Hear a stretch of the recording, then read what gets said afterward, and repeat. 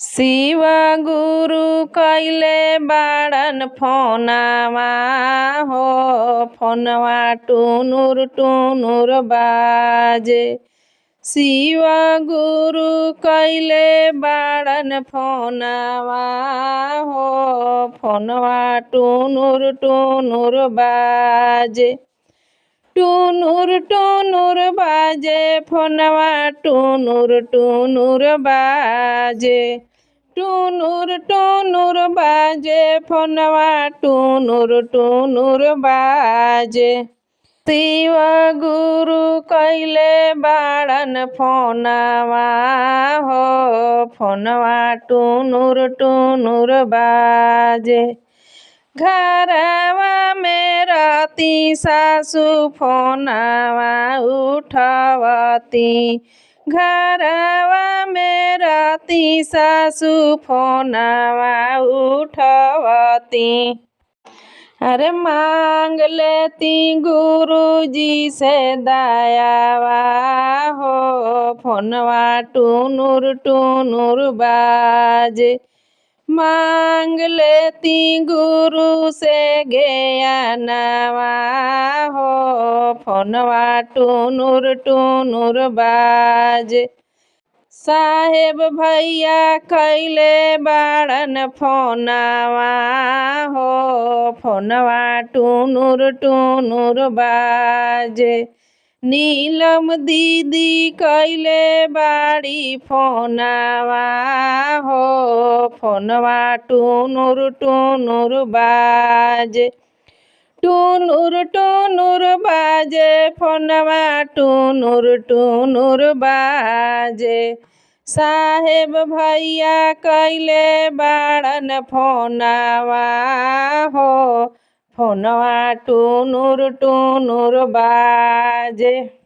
घरवा में रहती गोतिन फोनवा उठवती। अरे फोनवे में करती चरचवा हो फोनवा टुनुर बाजे। अरे फोनवे में करती चरचवा हो फोनवा टुनुर बाजे। शिव गुरु कैले बाड़न फोनवा हो फोनवा टुनुर बाजे। भोला दानी कैले बाड़न फोनवा हो फोनवा टुनुर बाजे। टुनुर बाजे फोनवा टुनुर बाजे। शिव गुरु कैले बाड़न फोनवा हो फोनवा टुनुर बाजे। घरवा में रहती सामी फोनवा उठवती। घरवा में रहती सामी फोनवा उठवती। अरे फोनवे में करती न मनवा हो फोनवा टुनुर बाजे। फोनवे में करती परनामवा हो फोनवा टुनुर बाजे। शिव गुरु कैले बाड़न फोनवा हो फोनवा टुनुर बाजे।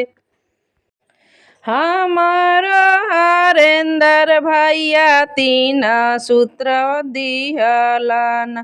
तीन सूत्र दिहलन तीन सूत्र दिहलन।